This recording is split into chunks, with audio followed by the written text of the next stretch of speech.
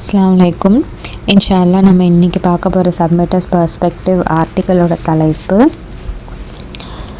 மதம் மாறிய கன்வெர்ட்டட் முஸ்லீம்களுக்கான முக்கியமான கேள்விகள். ஆர்டிக்கலோட எடிஷன் ஏப்ரல் 2001. மாறிய முஸ்லீம்களுக்கான முக்கியமான கேள்விகள், உண்மையை தவிர வேறு எதையும் தேடாதவர்களுக்காக. பிஸ்மில்லாஹிர் ரஹ்மானிர் ரஹீம். சூரா 17 வசனம் 36. நீங்களே சரிபார்க்கும் வரை எந்த தகவல்களையும் நீங்கள் ஏற்காதீர்கள். நான் உங்களுக்கு செவித்திறன், கண் பார்வை மற்றும் மூளை ஆகியவற்றை கொடுத்துள்ளேன். அவற்றை பயன்படுத்துவதற்கு நீங்களே பொறுப்பு. ஒரு சப்மிட்டராக அடிபணிந்தவனா கடவுளை மட்டும் வணங்குற ஒருத்தராக நான் மாறுறதுக்கு முன்னாடி 4 வருடம் சுன்னி இல்லைன்னா சோகால் முஸ்லிம்ஸ் அப்படின்னு சொல்லப்படுற ஒரு சமூகத்தில் தான் நான் இருந்தேன். ஒரு பாரம்பரிய முஸ்லீமாக அமெரிக்காலேயும் வெளிநாட்டிலையும் உள்ள முஸ்லீம் ஸ்காலர்ஸ்க்கு நடுவில் நான் அப்படி தான் அறியப்பட்டேன். நான் வட அமெரிக்காவில் உள்ள ஒரு இஸ்லாமிய சங்கத்தில் ஒரு மெம்பராக இருந்தேன். அங்கேருந்து இது இஸ்லாம் ரிலேட்டடான ஆர்டிகல்ஸு, அதே மாதிரி சைக்காலஜிக்கல் ரிலேட்டடான உளவியல் ரீதியான கட்டுரைகள், அதே மாதிரி ஆர்டிகல்ஸ் எல்லாமே நான் எழுதிட்டு இருந்தேன். நான் முதல்ல முஸ்லீமாக மாறினப்போ எனக்கு கேட்கப்பட்ட கேள்விகள், என்னை மாறுறதுக்கு ஊக்குவித்த கேள்விகள், அது எல்லாத்தையும் தான் நம்ம இந்த ஆர்டிக்கலில் நம்ம பார்க்க போகிறோம். இந்த இஸ்லாம்னு என்ன முன்வைக்கப்பட்டதோ எனக்கு முன்னாடி, அதை எந்த கேள்வியும் கேட்காம ஃபாலோ பண்ணுறதுக்கான ஒரு ப்ரெஷர் எப்போவுமே இருந்துக்கிட்டே தான் இருந்தது. முஸ்லீமாக மாறின என்னோடய ஆரம்ப காலங்களில் அப்போது என்னோடய நம்பிக்கைகளுக்கும் என்னோடய செயல்பாடுகளுக்கும் குர்ஆனுக்கும் நடுவில் பெரிய வேறுபாடுகளை நான் கண்டு அறியலை. கிறிஸ்துவ மதத்தை கைவிட்டு சோகால்டு முஸ்லீமாக நான் மாறினதுக்கப்புறமும் தொடர்ந்து கடவுள்கிட்ட என்னை சரியான பாதையில் வழிநடத்த சொல்லி, அதே மாதிரி பொய்யான மார்க்க போதனைகள்லேருந்து என்னை காப்பாற்ற சொல்லி நான் பிரார்த்தனை செஞ்சுக்கிட்டே தான் இருந்தேன். அதனால தான் எல்லாம் வல்லவனான நம்மளுடைய இரட்சகர் எனக்கு உண்மையான இஸ்லாம், அவருக்கு மட்டும் அடிபணியக்கூடிய, அவரை மட்டும் வணங்கக்கூடிய இஸ்லாத்தை எனக்கு காமிச்சு கொடுத்துருக்காரு. இப்போ நம்ம முக்கியமான கேள்விகளுக்கு போகலாம். முதல் கேள்வி, குர்ஆனை ஃபாலோ பண்ணுற அளவுக்கு நீங்கள் இந்த ரிலீஜியஸ் ஸ்காலர்ஸ், உலாமாக்கள் சொல்கிறது, முஸ்லீம் ஸ்காலர்ஸ் சொல்கிறது, அவங்களோட போதனைகளையும் குர்ஆனோட போதனைகளை நீங்கள் கடைப்பிடிக்கிற மாதிரி ரொம்ப ஸ்ட்ராங்காக நீங்கள் ஃபாலோ பண்ணுறீங்களா? இரண்டாவது, எந்த மதத்தில் இருந்தும், கிறிஸ்தவத்தில் இருந்தோ, ஜுடாயிசமில் இருந்தோ, இல்லை வேறு ஏதோ ஒரு மதத்தில் இருந்து முஸ்லீமாக மாறுறப்போ உங்களோட பேரை மாற்றிக்க சொல்லி, அதாவது ஒரு முஸ்லீமான ஒரு நேமை வச்சுக்க சொல்லி உங்களுக்கு வலியுறுத்தினாங்களா? மூணாவது, நீங்கள் ஆல்ரெடி ஃபாலோ பண்ணிக்கிட்டு இருந்த உங்கள் கல்ச்சரில் இருந்த ஒரு டீசெண்டான ஒரு ஆடையை, இதெல்லாம் நம்ம போடக்கூடாது, இல்லை ஆண்கள் டை கட்டக்கூடாது, பெண்கள்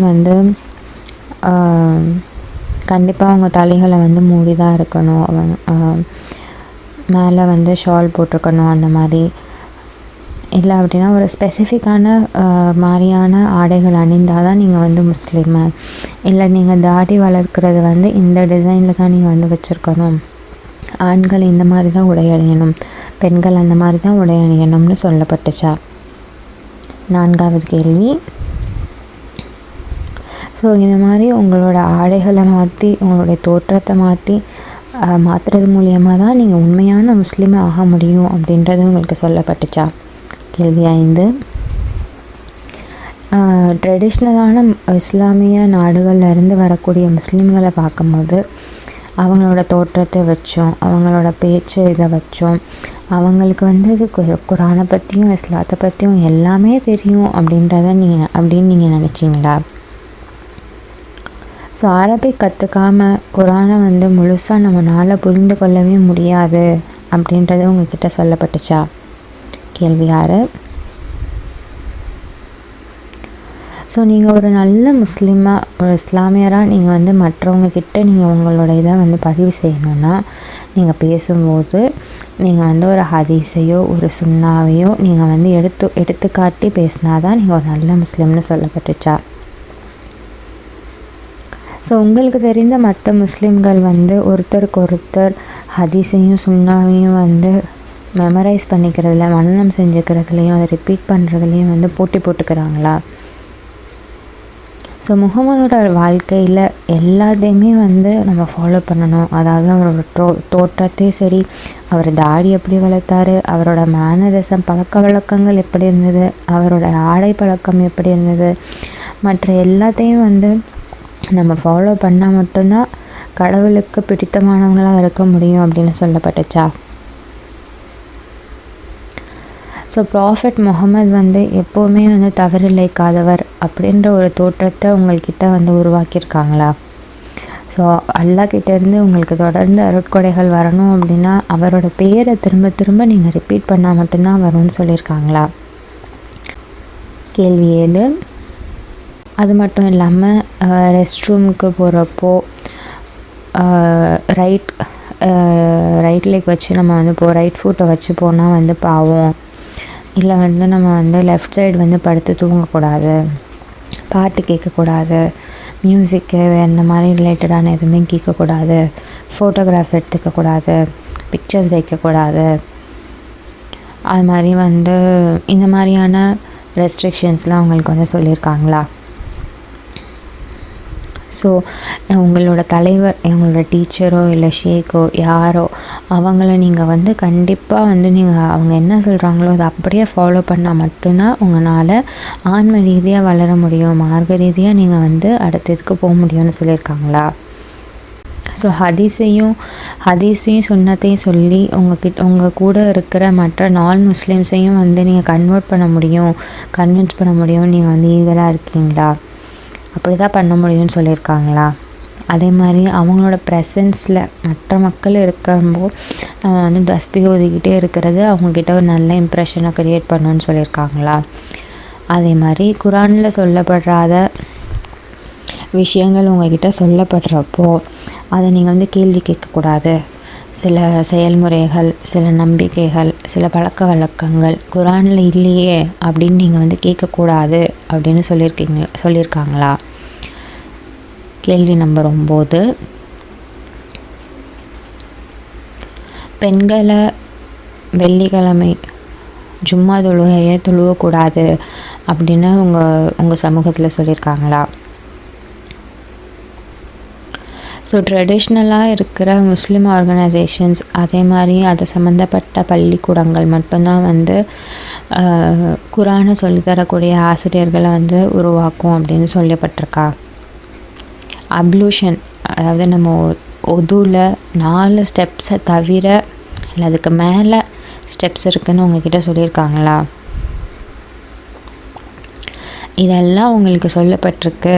இந்த கேள்விக்கெல்லாம் நீங்கள் ஆமாம் அப்படின்னு பதில் சொல்லியிருந்தீங்க அப்படின்னா உங்களுக்கு இவ்வளோ நாளாக நீங்கள் உண்மையான இஸ்லாம்னா என்னன்னே தெரியாமல் இருந்திருக்கீங்க, குரானில் அல்லாஹ் என்ன சொல்லியிருக்காங்கன்னே தெரியாமல் இருந்திருக்கீங்கன்றதான் அர்த்தம். உண்மை என்னன்னு பார்த்தோம் அப்படின்னா இந்த உலகத்தில் இருக்கிற மெஜாரிட்டி பெரும்பான்மையான முஸ்லீம்கள் வந்து வழி தவறி தான் இருக்காங்க. மற்ற மார்க்கத்தை ஃபாலோ பண்ணுறவங்க எப்படி இருக்காங்களோ அதே மாதிரி தான் இவங்களும் இருக்காங்க. இவங்களுக்கும் குரானில் முழுசாக என்ன சொல்லப்பட்டிருக்கு, உண்மையான இஸ்லாம் நம்ம ஃபாலோ பண்ணுறது என்ன அப்படின்னா அவங்களுக்கும் தெரியாது. ஆனால் அவங்களோட எண்ணம், அவங்களோட சிந்தனை எப்படி இருக்குது அப்படின்னா இந்த மாதிரி மற்ற ஃபாலோவர்ஸ் வந்து மற்ற மதத்தை ஃபாலோ பண்ணுறவங்க எப்படி தப்பாக ஃபாலோ பண்ணிகிட்டு இருக்காங்களோ அந்த மாதிரி நம்ம இருந்துடக்கூடாது அப்படின்ற எண்ணம் அவங்களுக்கு வந்து இருக்குது. அதாவது நம்ம அந்த நிலைமையில இல்லை அப்படின்னு அவங்க வந்து நினச்சிட்டு இருக்காங்க. ஆனால் பார்த்தோம் அப்படின்னா இஸ்லாமும் அதுக்கு ஒன்றும் விதிவிலக்காக இல்லை. இவ்வளோ நாள் அதுவும் வந்து நிறையா அதுலேயும் வந்து கலப்படங்கள் வந்து நிறையா இருந்துட்டு தான் இருக்குது. இதுக்கு முன்னாடியே நம்ம ஹிஸ்ட்ரியில் வரலாற்றை நம்ம பார்த்துருக்க மாதிரி எப்படி மதங்கள் எல்லாமே சிதைக்கப்பட்டு போயிருக்கோ அதே மாதிரி தான் இஸ்லாமும் இவ்வளோ நாள் இருந்துகிட்டு இருக்கு. நம்ம எல்லாருமே வந்து சோதனைகளுக்கு கண்டிப்பாக எல்லாம் வந்து நம்மளை எல்லாரையுமே வந்து டெஸ்ட் பண்ணுவாங்க, உட்படுத்துவாங்க. ஸோ யார் வந்து அல்லாவை மட்டும் வணங்கணும்னு நினைக்கிறாங்க அப்படின்றதுக்கும், இல்லை யார் வந்து இந்த மாதிரியான புது புது கண்டுபிடிப்புகள், போலியான நம்பிக்கைகளை ஃபாலோ பண்ணுறதுல திருப்தி அடைகிறாங்க, இது 2 பேருக்கும் நடுவில் அல்லாஹ் பிரித்தறிகிறதுக்கு கண்டிப்பாக அல்லாஹ் வந்து எல்லாரையுமே சோதிச்சு வந்து பார்ப்பார். இஸ்லாமுக்கு மாறி வந்த நிறைய மக்களை வந்து, அதாவது தனியாக அவங்களே வந்து குரான் படித்தாங்களோ இல்லை அதுலேருந்து கேள்வி கேட்குறதும் வந்து பெருசாக வந்து என்கரேஜ் பண்ணப்படுறதில்ல. அவங்கள வந்து அவங்க தடுத்து தான் வச்சுருக்காங்க. அவங்க அப்படி கேள்வி கேட்டாங்கன்னா அவங்களுக்கு என்ன சொல்லப்படுது, உங்களுக்கு அதுக்குள்ளெல்லாம் வந்து உங்களுக்கு இவ்வளோலாம் தெரியாது, இன்னும் நீ பார்க்க வேண்டியது நிறையா இருக்குப்பா, உண்மையான முஸ்லீமாக நீ ஆகிறதுக்கு, அதோட அர்த்தத்தை புரிஞ்சுக்கிறதுக்கு நீ இன்னும் நிறைய தூரம் நீ வந்து இன்னும் பயணிக்கணும், நீ டைரெக்டாக படிச்சிட்டாலாம் உனக்கு வந்து புரியாது அப்படின்ற மாதிரி அவங்களோட கேள்விக்கு வந்து பதில் வந்து சொல்லிடுறாங்க. ஸோ இது எனக்கு வந்து எதை ஞாபகப்படுத்துது அப்படின்னா, கிறிஸ்துவ மதத்துலேயும் ட்ரினிட்டியை பற்றி கேள்வி கேட்குறப்போ இந்த மாதிரியான பதில்கள் தான் வந்து அங்கேயும் வந்து வருது.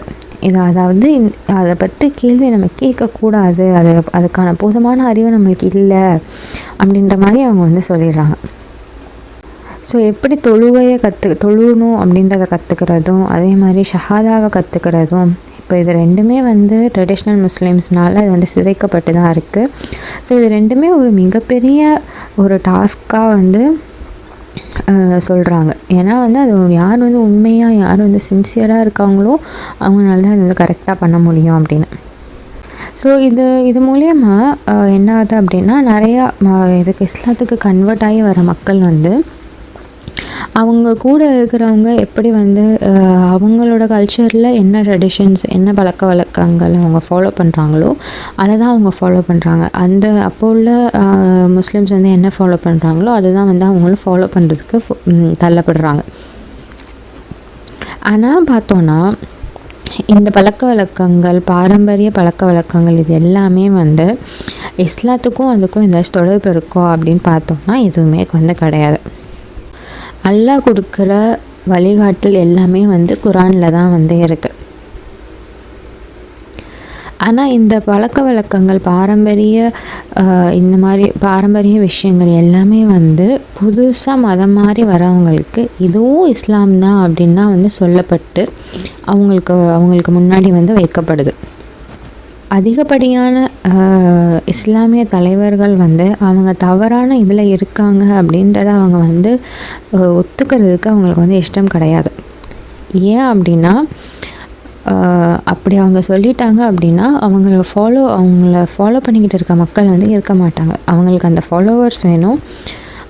அதனால அவங்க வந்து அவங்களுக்கு அது தவறு அப்படின்னு தெரிஞ்சாலும் அந்த தலைவர்கள் வந்து அதை ஒத்துக்க மாட்டாங்க. அது மட்டும் இல்லாமல் அவங்க வந்து நம்ம ஒரு குரூப்பாக இருந்தோம் அப்படின்னு சொன்னால் அல்லாஹ் நம்மளுக்கு வந்து வெகுமதி அளிச்சுவார் அப்படின்ற ஒரு எண்ணமும் அவங்களுக்கு வந்து இருக்குது. இதில் வந்து ரொம்ப மோசமான நிலைமை என்னன்னு பார்த்தோம் அப்படின்னா, சில பேர் வந்து தெரிஞ்சே அவங்களோட ஸ்டேட்டஸை மெயின்டைன் பண்ணோம், அதாவது நம்ம ஒரு ஏதாவது சொல்லிட்டோம், இப்போ நம்ம தவறுன்னு நம்ம வந்து திரும்ப போய் நம்மளே வந்து சொல்ல முடியாது, நம்மளோட ஸ்டேட்டஸை மெயின்டைன் பண்ணோம் அப்படின்றதுக்காகவே அதுலேயே வந்து அவங்களோட ஃபாலோவர்ஸை அவங்க மெயின்டைன் பண்ணிட்டு வந்து போகிறாங்க. ஆனால் அல்லாஹ்வுக்கு நம்மளோட இன்டென்ஷன்ஸ் என்ன, நம்மளோட நோக்கங்கள் என்ன அப்படின்றது தெரியும், நம்மளோட ரகசியங்கள் தெரியும், நம்ம வெளிப்படுத்துகிறதும் தெரியும். ஸோ எல்லாமே அறிந்தவராக தான் நம்மளோட இரட்சகர் வந்து இருக்கார். ஸோ வந்து நம்ம நிறைய மக்களுக்கு மோஸ்ட்டாக மக்களுக்கு வந்து உண்மையை நம்ம வந்து வெளிக்கொண்டு வர்றப்போ, அதாவது அவங்க இத்தனை நாள் ஃபாலோ பண்ணிக்கிட்டு இருந்த பொய்யான நம்பிக்கைகள் எல்லாமே தப்பு, பழக்க வழக்கங்கள் எல்லாமே தப்பு, இதுதான் சரி அப்படின்னு அவங்கக்கிட்ட சொல்கிறப்போ அவங்க வந்து சரின்னு அவங்களுக்கு அது பட்டாலும் அவங்க அதுக்கு வந்து வரமாட்டாங்க. ஏன்னா அவங்க ரத்தத்துலேயே அது வந்து அப்படியே கலந்து அவங்களால பிரித்து பார்க்க முடியாத அளவுக்கு அவங்களோட வாழ்க்கையிலேயே அது ஒன்றாக ஆகிடுது. அதனால் அவங்களால அதுலேருந்து வெளியவே வர முடியல. அவங்க திரும்ப அந்த நம்பிக்கைகளையும் அந்த பழக்க வழக்கங்களையும் ஃபாலோ பண்ணுறதுல தான் அவங்க வந்து மகிழ்ச்சி அடைகிறாங்க. ஃபஸ்ட்டு இதை வந்து சொல்லப்படுறப்போ அவங்களோட மனநிலை எப்படி இருக்குது அப்படின்னா, அவங்களோட நம்பிக்கைக்கு அவங்க வந்து எதிர்த்து நின்று அவங்க வந்து சண்டையிடணும் அப்படின்ற ஒரு மனநிலை தான் அவங்களுக்கு வந்து வருது. ஸோ அவங்க அப்போ என்ன நினச்சிக்கிறாங்க அப்படின்னா, நம்ம வந்து கடவுளின் பாதையில் நம்ம வந்து சண்டையிடுறோம். ஸோ நம்ம வந்து சரியான இது தான் அவங்களுக்கு போய் சொல்கிறோம். ஆனால் அவங்க நினச்சிக்கிறாங்க, இவன் வந்து தப்பாக சொல்கிறான், நம்ம அவனை எதிர்த்து போராடுறது வந்து நம்ம கடவுளோட பாதையில் நின்று போராடுறது அப்படின்னு அவங்க வந்து நினச்சிக்கிறாங்க. ஆனால் ஆக்சுவலாக அவங்க எதை எதிர்த்து அவங்க வந்து அங்கே நிற்கிறாங்க அப்படின்னு பார்த்தோன்னா, அவங்களோட ஈகோவை எடுத்து அவங்க இவ்வளோ நாள் ஃபாலோ பண்ணிக்கிட்டு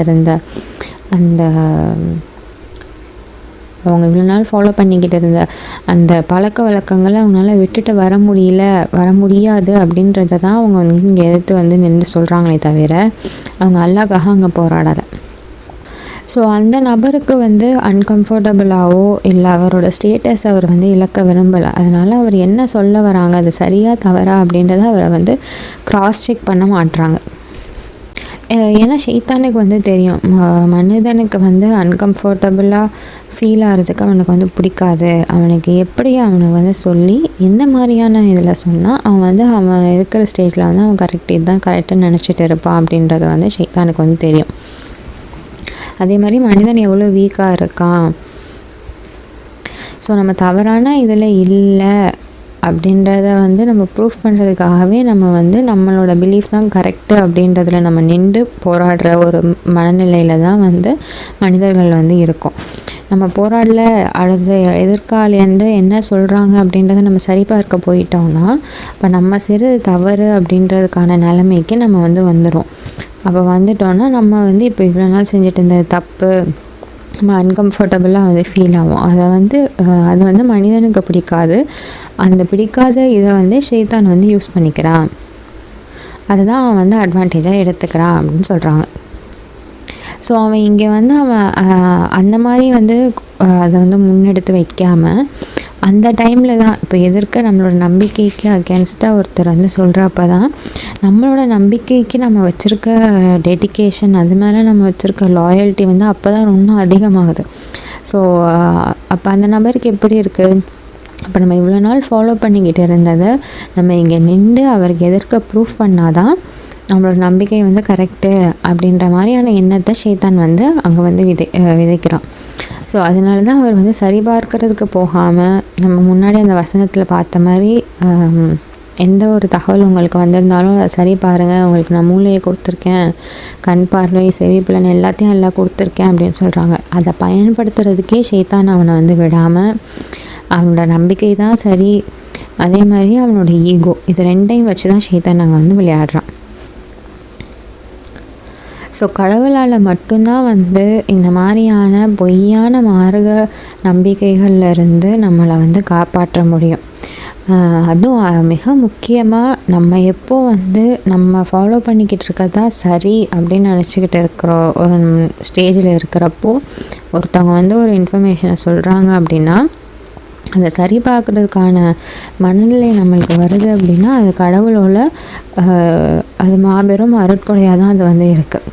ஒரு ஓப்பன் மைண்டடாக இருந்தால் மட்டும்தான் அதை வந்து நம்ம இது பண்ண முடியும். ஸோ அல்லாஹ்வை மட்டும் தேடுறவங்களாக இருந்தால், உண்மையை தேடுறவங்களாக இருந்தால் கண்டிப்பாக சரியான செய்தி அவங்கக்கிட்ட வர்றப்போ அல்லாஹ் வந்து அவங்களோட மனசை அதுக்கு வந்து லேசாக்கி வைப்பாங்க. அதை அவங்க வந்து சரி பார்த்து அவங்க வந்து ஏற்றுப்பாங்க. ஸோ இதுதான் தவறு அப்படின்னு நம்மளுக்கு தெரிஞ்சிட்டதுக்கப்புறமா அதை நம்ம கேள்வி கேட்கும் போதோ இல்லை அதுலேருந்து வெளியே வர்றப்போ அப்போ நம்மளுக்கு வந்து அன்கம்ஃபர்டபுளாக இருக்காது. ஸோ சரியான இதுக்கு வந்துடுறதுக்கப்புறம் தான் நம்மளோட மனசு வந்து அமைதி பெறும். இதை நம்ம கேட்க வேண்டிய முக்கியமான கேள்வி என்ன அப்படின்னா, நீங்கள் இங்கே வந்து யாரை ப்ளீஸ் பண்ண நினைக்கிறீங்க, யாருக்கு பிடித்தமானவராக இருக்கணும்னு நினைக்கிறீங்க, கடவுளுக்கா இல்லை உங்களோட ஈகோக்கா இல்லை உங்களை சுற்றி இருக்கிற மற்ற முஸ்லீம்களுக்கா? கடவுள் தான் சிறந்த வழிகாட்டியாக இருக்கின்றார். இந்த ஆர்டிக்கிளோட ஆத்தர் பேர் வந்து டவுக்லஸ் ப்ரவுன். அல்ஹம்துலில்லாஹ். அஸ்ஸலாமு அலைக்கும்.